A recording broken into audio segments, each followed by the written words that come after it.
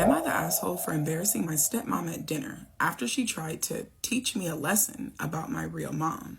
I, 18 female, live with my dad and my stepmom, 43 female. My mom passed away when I was 10, and it's still a sensitive subject for me. My stepmom came into the picture a couple of years later, and while we're civil, we're definitely not close. She's always had this weird vibe, like she's trying to compete with my mom even though my mom isn't here. She gets snippy when I talk about her or wear anything that belonged to her, like my mom's old necklace. I wear it basically every day. Anyways, a few nights ago, we were out for dinner. My dad, my stepmom, her parents, and me. Her mom asked about the necklace, and I said it was my mom's. She gave it to me before she passed away. I wear it every day. My stepmom immediately cut in with, well, technically, I'm your mom now. I've done more mothering in the last 8 years than she did in 10. What? No, you're not the asshole. Because she could have did a whole lot of shutting the fuck up. That wasn't her part of the goddamn conversation to come in on. No, you're not wrong. Whatever the fuck you said to her, no. I swear, the whole table went silent. I just laughed and said, if you think being a mom is trying to erase the actual one, then yeah, you've been amazing. She looked like she'd been slapped. Metaphorically, she had been. You bitch slapped the shit out of her with your words. She looked like she had been slapped. Her mom gasped, and my dad told me to apologize, but I refused. I said I was tired of her acting like my mom never existed, and I wasn't going to play along anymore. Now my stepmom is barely speaking to me, and my dad says I need to be the bigger person because she's just trying to connect. Imagine telling your 18-year-old they need to be the bigger person to a 43-year-old woman because she's just trying to connect. By erasing my mother, by making jabs at my mom when my mom is not here to defend herself, we will never have a fucking connection. To me, it doesn't feel like connection. It feels like she's trying to erase my mom. Am I the asshole for calling her out in front of everyone? No, baby, you're absolutely not the asshole. I would have said a hell of a lot worse. A hell of a lot worse than what you did. But no, baby, you're not the asshole. This woman is not trying to build a bond with you because taking jabs at your mom is not the fucking way to do it. If she really wanted to build a bond, she would actually try to talk to you, ask you to share stories about your mom with her, ask you to tell her things about your mom. Not every single time your mom is mentioned, make a fucking jab about how she's better. No, she's not trying to build a fucking bond with you. This bitch is just that, a fucking bitch. Your dad fucking sucks.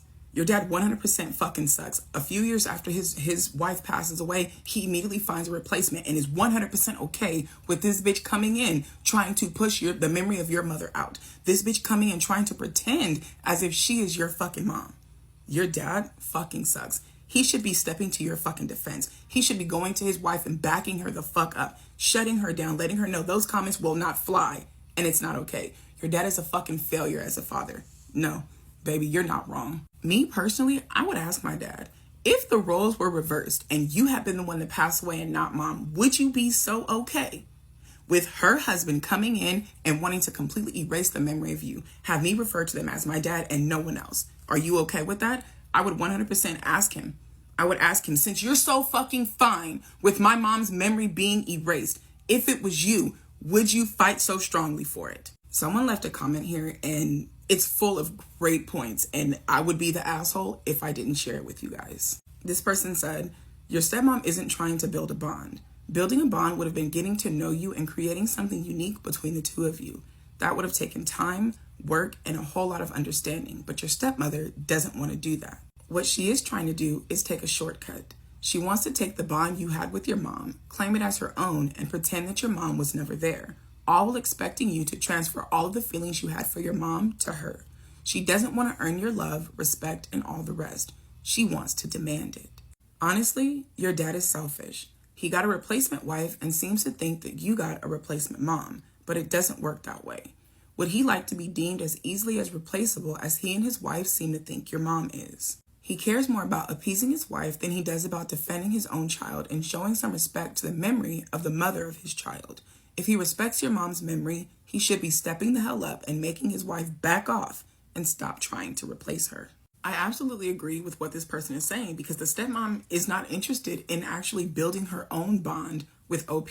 She's interested in taking the bond that OP had with her mom and claiming it as her own. And she's upset that that hasn't worked because on what fucking planet does it make sense to say I'm more of a mom in the 8 years that I've been around than the 10 years that your mom was around? That makes no fucking sense because, bitch, if we go by numbers alone, 8 is not bigger than 10.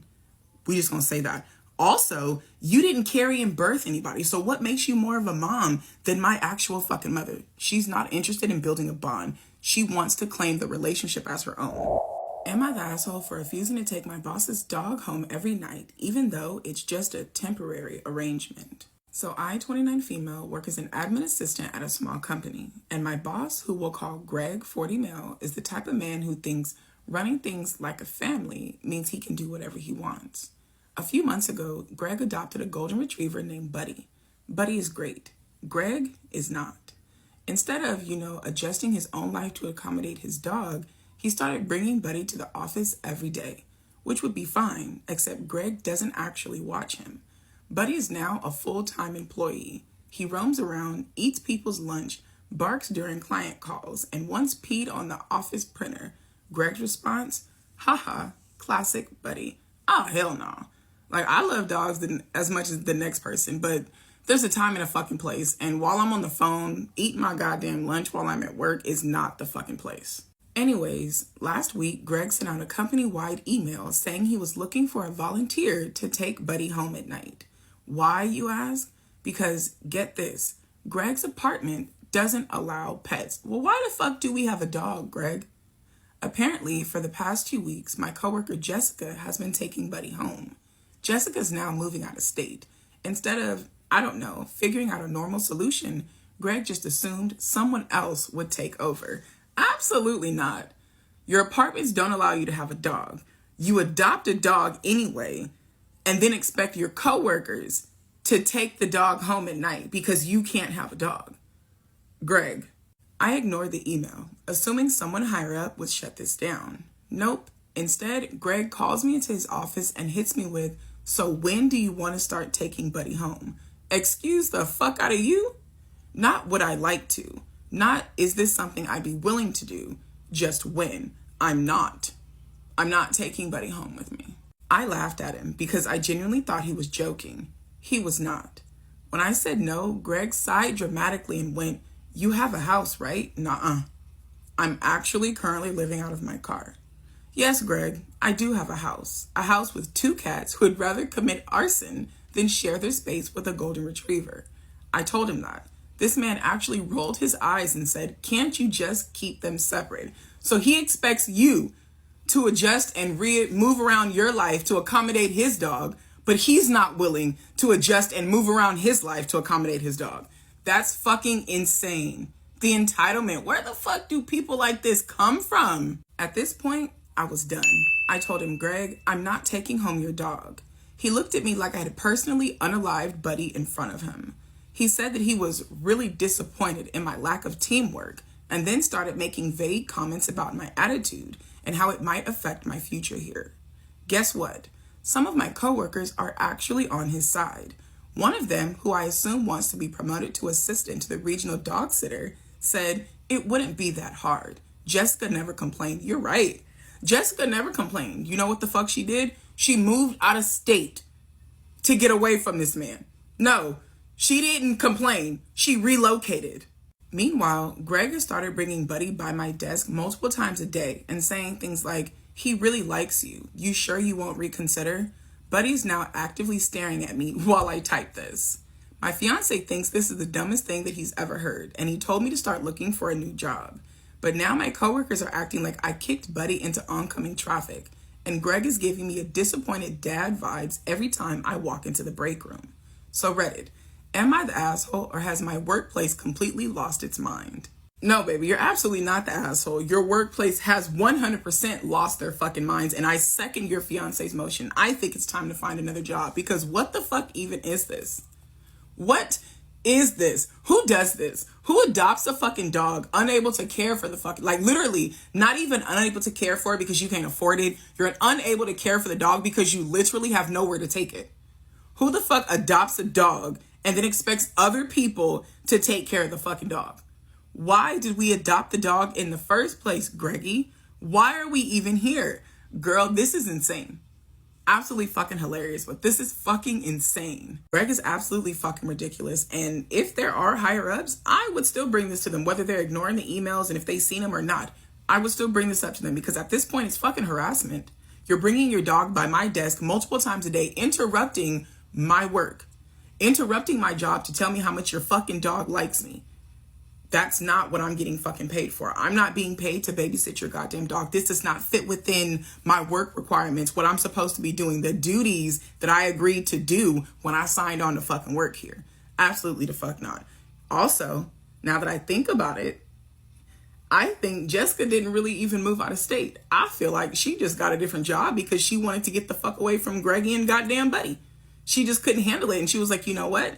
It's not worth the fight. She probably did try to turn him down, and he probably made those same vague threats that he's making to you. And she decided, you know what? I'm gonna just fucking dip the fuck out because I don't want to deal with this. Nah, baby. This is fucking crazy. See, this is why I don't ever want to go back to work ever again. Ever fucking again. Am I the asshole for asking my sister-in-law if she wanted to unalive my son just to prove she could get him to not have an allergic reaction in a specific restaurant? I, 33 male, am a stay-at-home dad. My wife and I have 3 children.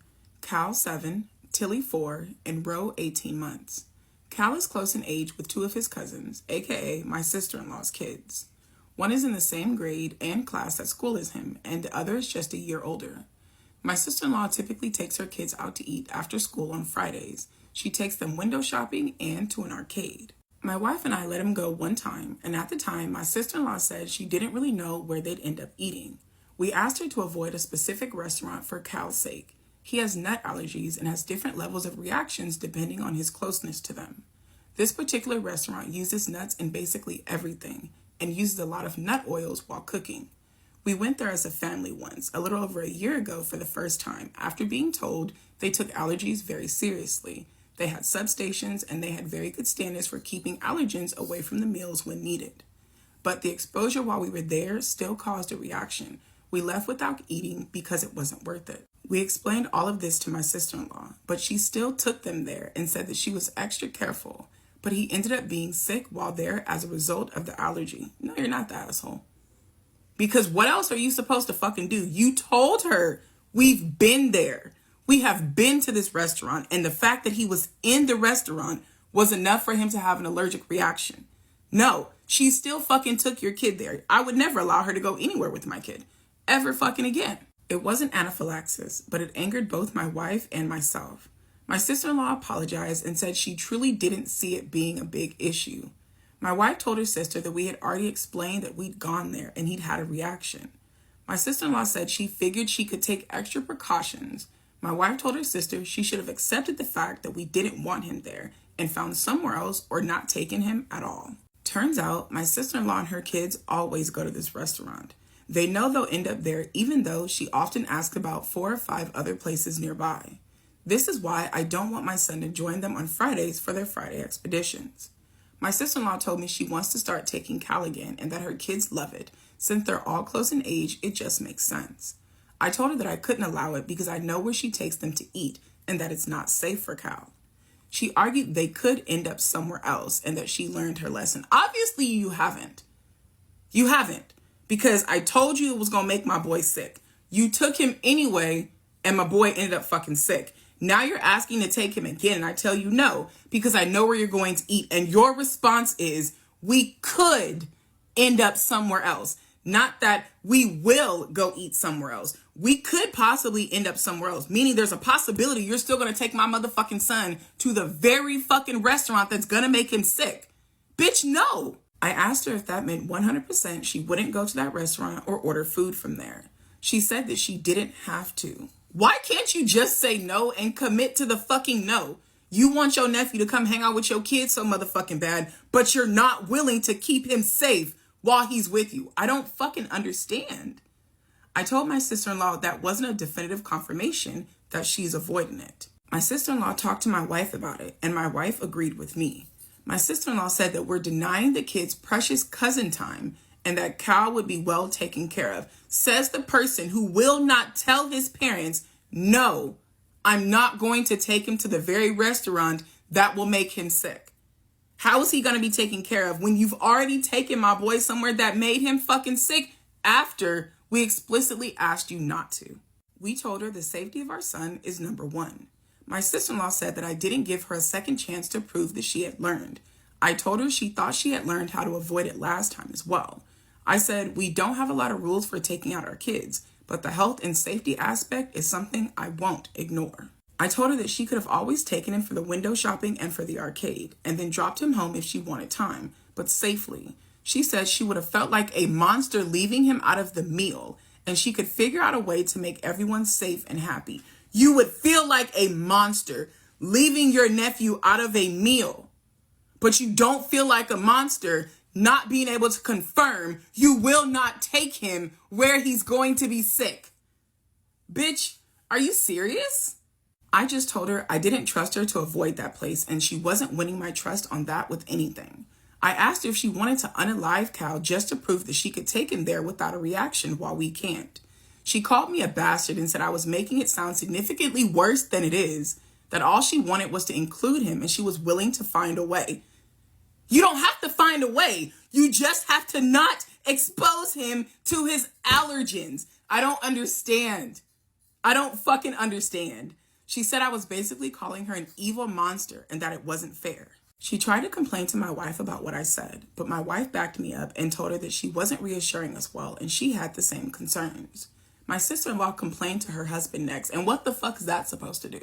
He's supposed to call them and tell them and demand that they allow you take their children? Bitch, are you serious? He told me that I went too far, and then saying that she wanted to unalive Cal was unfair.